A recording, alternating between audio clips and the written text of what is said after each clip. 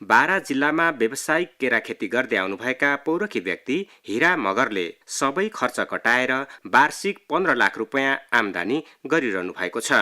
20 लाख रुपैयाँ बैंकबाट ऋण लिएर सुरु गरेको व्यावसायिक केरा खेती यति बेला 22 बिगामा फैलदै गर्दा करोडौं रुपैयाँको भइसकेको छ।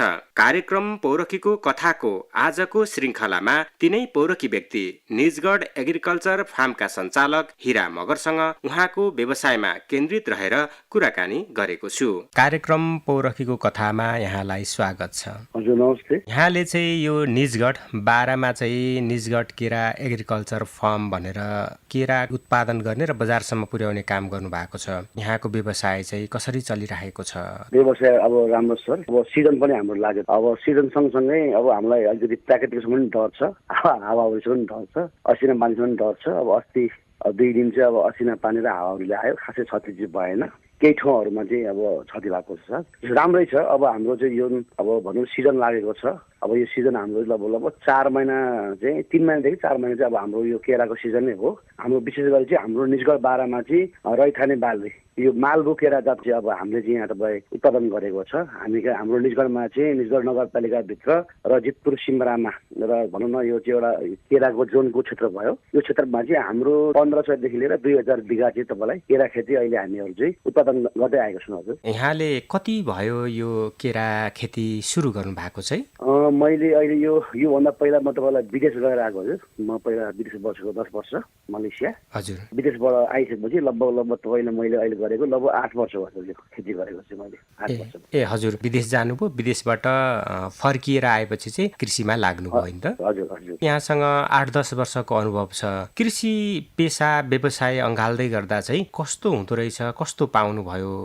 यसको भनौँ न पहिला अब हामीले चाहिँ अब अलिकति पुर्खाहरूले जुन गर्नुभएको जस्तै हाम्रो हजुरबुवा भयो अनि बुवाहरू भयो, हाम्रो गाउँमै भनौँ न एउटा चाहिँ अब एउटा कस्तो भने खालि मान्छे आफ्नोलाई मात्रै एउटा चाहिँ भनौँ मानव भन्ने खालको मात्रै एउटा चाहिँ कृषि पेसा गरिन्थ्यो। तर अहिले चाहिँ एउटा व्यवसायिक रूपमा चाहिँ भनौँ न अहिले व्यवसायिक रूपमा जे गरे पनि चाहे त्यो तरकारी खेती होस् चाहे त्यो केरा खेती होस् भन्नु अहिले मान्छेको के आयो भन्दाखेरि हामीले जो व्यवसाय रूपमा हामीले खेती गर्यो भने चाहिँ आम्दानीको रूप पनि एउटा दिँदो रहेछ र अरू चिज भन्दा पनि चाहिँ यसमा चाहिँ जो फाइदा रहेछ है भन्ने कुरा चाहिँ तपाईँलाई बुझेको छौँ होइन। त्यसै कारणले जो फाइदाजनक छ तपाईँलाई अहिलेसम्म चाहिँ जो राम्रै छ। कृषि पेसामा लागि परिरहनुपर्छ तपाईँलाई। आज चाहिँ हुँदैन। यसमा चाहिँ हामी लागि परिरह्यो भने चाहिँ कृषि पेसामा पक्कै पनि हामी सफल हुन्छौँ, सफल छ भन्ने कुरा हो सर। केही गर्न खोज्यो भने व्यावसायिक कृषि पनि एउटा चाहिँ राम्रो बाटो हो भन्ने कुरा नै आयो। व्यावसायिक कृषिभित्र पनि यहाँले व्यावसायिक केरा खेतीलाई चाहिँ अगाडि बढाउनु भएको छ। लगानी अनि त्यसमा लगाएको हाम्रो परिश्रम अनुसार केरा उत्पादनले चाहिँ बजार पाउँदाखेरि कस्तो हुँदो रहेछ?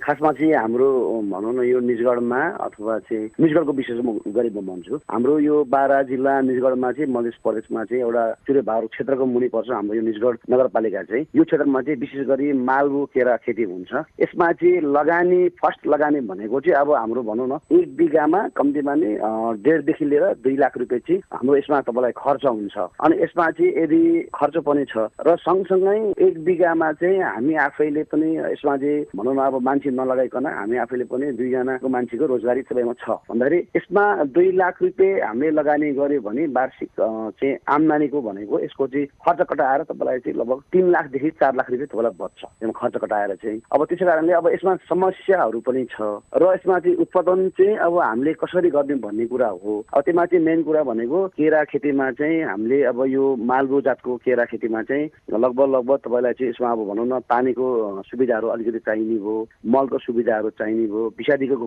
कुरा तपाईँलाई चाहिने भयो होइन। अब यसमा चाहिँ सबै कुराहरू यसमा गाँसिएको छ। उत्पादन पनि एकदमै राम्रो हुन्छ, राम्रो छ र बजार पनि छ। तर के छ भन्दाखेरि चाहिँ हामीले यसलाई बजारीकरण हेरेर चाहिँ खेती गर्नुपर्ने तपाईँ देखियो कि नेपालमा चाहिँ, किनभने हामीसँग ठुलो राष्ट्र भारत छ तपाईँलाई चाहिँ। त्यसै कारणले चाहिँ हाम्रो तपाईँलाई चाहिँ लगभग 3 महिना 4 महिना चाहिँ चाहे त्यो काठमाडौँको बजार होस्, चाहे तपाईँलाई त्यो भैरवबटोलको बजार होस्, चाहे हाम्रो यही लोकल बजार होस्, चाहे जितपुर होस्, चाहे वीरगञ्ज होस्, चाहे जनकपुर होस्, यही हाम्रो लोकल बजारमा चाहिँ हामीले 4 महिना हामीले तपाईँलाई चाहिँ मार्केट पाउँछौँ। त्यो हिसाबले हामी तपाईँलाई चाहिँ केरा खेती तपाईँलाई चाहिँ गर्नुपर्ने अवस्था तपाईँलाई रहेछ कि यदि हामीले चाहिँ फागुनको 15 देखि वैशाखको 15 सम्म हामीले केरा खेती चाहिँ लगाउन सक्यो भने हाम्रो मार्केट तपाईँलाई एकदमै राम्रो छ। तपाईँलाई हामी दायाँ बायाँ तपाईँलाई कहीँ जानु पर्दैन। तर के छ भन्दाखेरि हामीले त्यो चाहिँ मेहनत गर्नु पर्यो। किनभने मेहनत भनेको चाहिँ आजको आज हुँदैन होइन, भोलिको भोलि तपाईँलाई हुँदैन। यसको लागि चाहिँ काम गर्नु पर्यो। अब यसमा तपाईँलाई लगानी पनि गर्नु हेर्नु पर्यो। जस भनौँ न हामीले 5-6 बिघा चाहिँ केरा खेती गर्यो भने जस आम्दानीको स्रोत हामीलाई बाहिर विदेश जानु पनि पर्दैन।